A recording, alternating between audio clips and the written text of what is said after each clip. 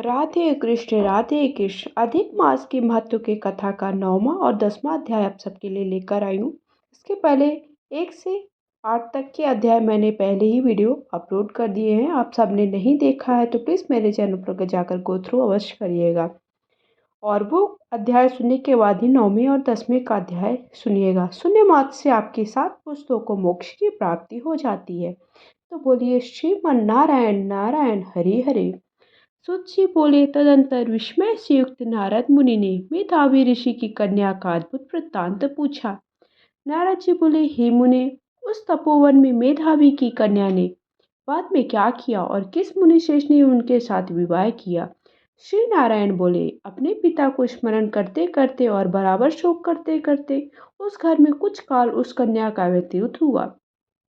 युद्ध से भ्रष्ट हुई हरिणी की तरह घबराई शून्य घर में रहने वाली दुख रूप अग्नि से उठी हुई भाव द्वारा बहते हुए अश्रु नेत्र वाली जलते हुए हृत कमल वाली दुख से प्रतिक्षण गर्म श्वास लेने वाली अति दीना घिरी हुई सर्पनी की तरह अपने घर में सनृत्य अपने दुख को सोचती और दुख से मुक्त होने के उपाय को न देखती हुई उस प्रसोदरी को उसके शुभ भविष्य की प्रेरणा से सांत्वना देने के लिए उस मन में अपनी इच्छा से ही पर क्रोधी जिनको देखने से ही इंद्र भयभीत होते हैं, ऐसे जटा से व्याप्त साक्षात शंकर के समान भगवान दुर्वासा ऋषि आए। हे नारद, भगवान कृष्ण ने राजा युधिष्ठिर से कहा कि हे राजेंद्र, वे दुर्वासा आए जिनको की आपनी माता कुंती ने बालापन में प्रसन्न किया था। तब उन्हें सुपूजित महर्षि ने देवताओं को आकर्षण करने वाली विद्या उन्हीं दी। और हे भोपाल, जिन्होंने सब देवताओं से नमस्कार किए जाने वाले मुझको भी रुक्मणी के साथ रथ में बैलों की जगह जोता। दुर्वासा को बैठाकर रथ खींचते हुए जब हम दोनों मार्ग चलने लगे, तब चलते चलते मार्ग में अति तीव्र प्यास से भूख सूख गए थे। तालु और ओष्ठ जिस रुक्मणी के ऐसे जल चाहने वाली रुक्मणी ने जब मुझे सूचित किया, तब कंधे पर रथ की जोत को रख हुए चलते चलते ही पांव के अग्रभाग से पृथ्वी को दबाकर रुक्मणी के प्रेम के वशीभूत मैंने भगवती नाम की नदी को उत्पन्न किया। तब वह भोगवती ऊपर से बहने लगी। अनंतर उसी के जल से हे महाराज, रुक्मणी की प्यास को मैंने बुझाया। इस प्रकार रुक्मणी की प्यास का बुझना देख उसी क्षण अग्नि की तरह दुर्वासा क्रोध से जलने लगे। प्रलय की अग्नि के समान उठकर दुर्वासा ने शाप दिया। बोले, बड़ा आश्चर्य है कि हे कृष्ण, रुक्मणी तुमको सदा अत्यंत प्रिय है, अतः स्त्री के प्रेम से युक्त तुमने मेरी अवज्ञा कर अपना महत्व दिखलाने हेतु इस प्रकार से उसे पानी पिलाया, अतः तुम दोनों को वियोग होगा। इस प्रकार उन्होंने शाप दिया। हे दुष्ट, यही वह दुर्वासा मुनि है, साक्षात रुद्र के अंश से उत्पन्न दूसरे काल रुद्र की तरह महर्षि अत्रि के उग्र ताम्ररूप कल्पवृक्ष ने दिव्य फल, पतिव्रताओं के सिर के रत्न, अनसुईया भगवती के गर्भ से उत्पन्न अत्यंत मेधायुक्त दुर्वासा नाम के ऋषि, अनेक तीर्थों के जल से भीगी हुई जटा से भूषित सिर वाले साक्षात तपोमूर्ति दुर्वासा ऋषि को आते देखकर कन्या ने शोक सागर से निकलकर धैर्य से मुनि के चरणों में प्रार्थना की। प्रार्थना करने के बाद जैसे वाल्मीकि ऋषि की को जानकी अपने आश्रम में लाई थी, वैसे ही वह दुर्वासा को अपने घर में लाकर अर्घ्यपाद्य और विविध प्रकार के जंगली फलों पुष्पों से स्वागत किया। आज्ञा देकर आदरपूर्वक पूजन कर तदंतर राजन यह बाला बोली। कन्या बोली, हे महाभाग, हे त्रिकुल के सूर्य, आपको प्रणाम है। हे साधो, मेरी अभाग्या के घर में आज आपका शुभ आगमन कैसे हुआ? हे मुने, आपको आगमन से आज मेरा भाग्य उदय हो गया है। मेरे पिता के पुण्य के प्रभाव से प्रेरित मुझे सांत्वना देने के लिए आप मुनि सत्यम आए हैं। आप जैसे महात्माओं के पांव की धूल जो है वह तीर्थ रूप है। उस धूल का स्पर्श करने वाली मैं अपना जन्म आज सफल कर चुकी हूँ। आज मेरा व्रत भी सफल हुआ है और आप जैसे पुण्य आत्मा के जो मुझे आज दर्शन हुए हैं, अतः आज मेरा उत्पन्न होना और पुण्य सफल हो गया। ऐसा कहकर वह कन्या दुर्वासा के सामने चुपचाप खड़ी हो गई। तब भगवान शंकर के अंश से उत्पन्न दुर्वासा मुनि मंद हास्य युक्त बोले। दुर्वासा बोले, हे दुष्सुते, तू बड़ी अच्छी है, तूने अपने पिता के कुल को तार दिया है। ये मेधावी ऋषि के तप का फल है जो उन्हें तेरी ऐसी कन्या उत्पन्न हुई है। तेरी धर्म में तत्परता जन कैलाश में से मैं यहाँ आया हूँ। तेरे घर आकर तेरे द्वारा मेरा पूजन हुआ है। हे वराह, हे शीघ्र ही बद्री का आश्रम में मुनीश्वर सनातन नारायण देव के दर्शन के लिए जाऊंगा, जो प्राणियों के हित के लिए अत्यंत उग्र और तप कर रहे हैं। कन्या बोली, हे ऋषि, आप के दर्शन से ही मेरा शोक समुद्र सूख गया है। अब इसके बाद मेरा भविष्य उज्जवल है, क्योंकि आपने मुझे सांत्वना दे दी है। हे मुने, मेरी उस प्रादुर्भूत बड़ी भारी ज्वाला युक्त दुख रूपी अग्नि को क्या आप नहीं जानते हैं? हे दया सिंधे, हे शंकर, उस दुखाग्नि को शांत करिए। मेरे विचार से हर्ष का कारण मुझे भी दिखलाई नहीं देता है। ना मुझे माता है, ना पिता है, ना भाई जो धैर्य प्रदान कर सके। अतः दुख समुद्र से पीड़ित हूँ। मैं कैसे जीवित रह सकती हूँ? जिस दिशा में देखती हूँ वह दिशा में मुझे शून्य प्रतीत होता है। इसलिए हे तपोनिधे, मेरे दुख का कुछ निस्तार आप शीघ्र करें। मेरे साथ विवाह करने के लिए भी कोई तैयार ना है। इस समय मेरा विवाह ना हुआ तो मैं फिर वृषली शूद्रा हो जाऊंगी। मुझे बड़ा भय है। इस भय से न मुझे निद्रा आती, ना ही भोजन में रुचि लगती। हे ब्राह्मण, अब मैं शीघ्र ही मरने वाली हूँ। मेरा समय निश्चित आ गया है। ऐसा कहकर आंसू बहाती हुई कन्या दुर्वासा के सामने चुप हो गई। तब दुर्वासा कन्या का दुख दूर करने का उपाय सोचने लगे। श्री नारायण बोले, इस प्रकार मुनि कन्या के वचन सुनकर, इसका विश्राप समझकर बड़े क्रोधी मुनिराज दुर्वासा ने उस कन्या का कुछ हित विचार पूर्ण कृपा से उसे देखकर सारभूत उपाय उपाय बताया। इस प्रकार से 9वां अध्याय समाप्त हुआ। बोलिए श्रीमन नारायण नारायण हरि हरि। अब मैं इसी वीडियो में आप सबको 10वां अध्याय का भी श्रवण कराऊंगी। अभी तक आपने मेरे चैनल को सब्सक्राइब नहीं किया है तो प्लीज़ चैनल को सब्सक्राइब करके बेल आइकन को जरूर दबाइए। साथ ही साथ वीडियो को लाइक करिए। कमेंट बॉक्स में जा करके श्रीमन नारायण नारायण अवश्य लिखें। 10वें अध्याय का श्रवण करने से पहले बोलिए श्रीमन नारायण नारायण हरि हरि।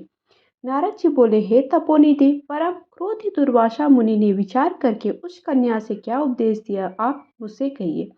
सूत जी बोले, हे दुजे, नारद का वचन सुनकर समस्त प्राणियों का हित कर दुर्वासा का गुण वचन बद्री नारायण बोले। श्री नारायण बोले, हे नारद, मेधावी ऋषि की कन्या के दुख को दूर करने के लिए दुर्वासा ऋषि ने जो कहा वह आप मुझसे सुनिए। दुर्वासा ऋषि बोले, हे सुंदरी, गुप्त से भी गुप्त उपाय मैं तुमसे कहता हूँ।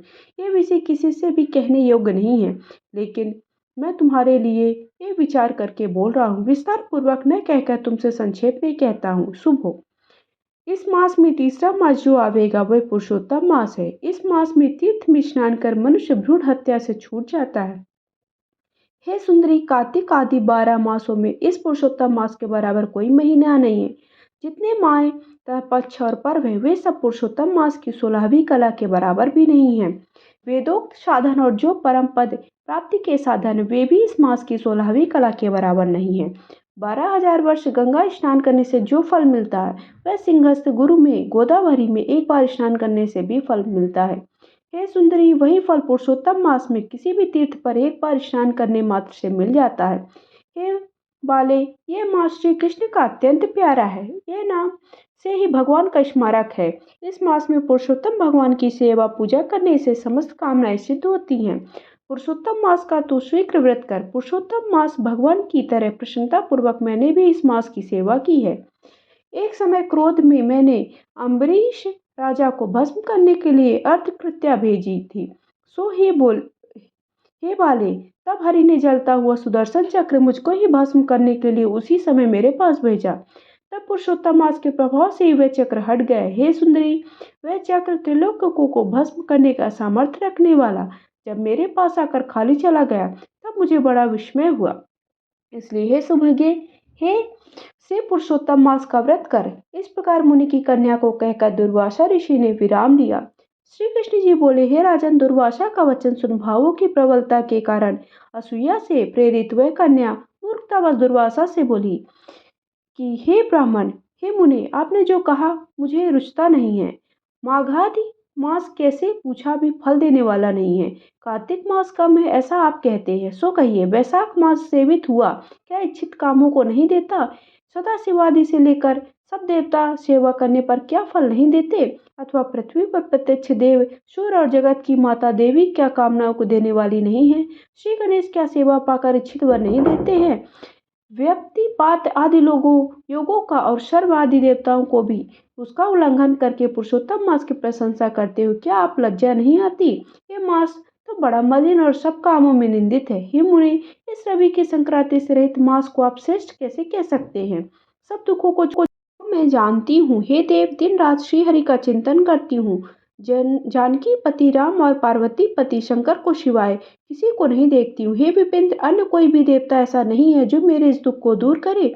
अतः हे मुनि, इन सब फलदाताओं को छोड़कर कैसे इस मलमास की स्तुति आप कर रहे हो? इस प्रकार ब्राह्मण कन्या का कहा हुआ सुनकर दुर्वासा मुनि शरीर से एकदम ज्वालायमान हो गए और नेत्र क्रोध से लाल हो गए। इस प्रकार क्रोध आने पर भी कृपा करके मित्र की कन्या को श्राप नहीं दिया।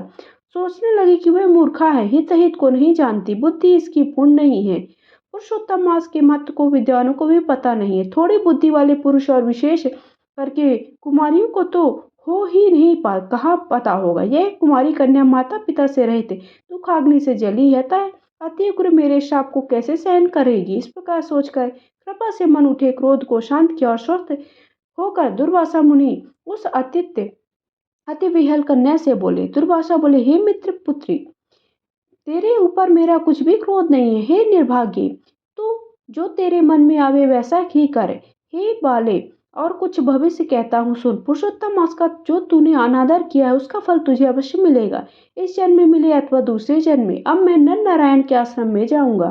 तेरा पिता मेरा मित्र था, इसलिए मैंने श्राप नहीं दिया है। तू बाल भाव के कारण अपने शुभ सुविधा हिताहित को नहीं जानती है। शुभाशुभ भविष्य की कोई टाल नहीं सकता है। अच्छा, हमारा बहुत समय व्यतीत हो गया, अब हम जाते हैं, तेरा कल्याण हो। ऐसा कहकर दुर्वासा मुनि शुक्र चले गए। दुर्वासा ऋषि के जाते ही पुरुषोत्तम की उपेक्षा करने के कारण कन्या निष्प्रभा हो गई। तदंतर बहुत देर तक कन्या ने सोच विचार कर निश्चय किया कि देवताओं के भी देवता तत्काल फल देने वाली पार्वती पति शिव की तप द्वारा आराधना करूंगी। हे नृप मेधावी ऋषि की कन्या ने मन से इस प्रकार निश्चय करके आश्रम में ही रहकर भगवान शंकर के कठिन तप करने की तत्पर हो गई। सुत जी बोले, बहुत फलों के दाता लक्ष्मीपति को और वैसे ही सावित्री पति ब्रह्म को छोड़कर दुर्वासा के प्रबल वचन की निंदा कर वह ऋषि कन्या अपने आश्रम में ही अंधक को मानने वाले शंकर की सेवा के लिए तत्पर हो गई। इस प्रकार से अधिक मास की मैंने 10वें अध्याय की कथा आप सबको कह सुनाई है। आप सबको 9वां और 10वां अध्याय कैसा लगा कमेंट करके जरूर बताइएगा। साथ ही साथ पहली बार मेरे चैनल पे हैं तो चैनल को सब्सक्राइब करके बेल आइकन को दबाइए और वीडियो को लाइक करके सबके साथ शेयर करिए। कमेंट बॉक्स में जा कर के अधिक मास की कथा सुन रहे हैं, इसलिए श्रीमन्नारायण नारायण हरि हरि या राधे कृष्ण अवश्य लिखें। धन्यवाद।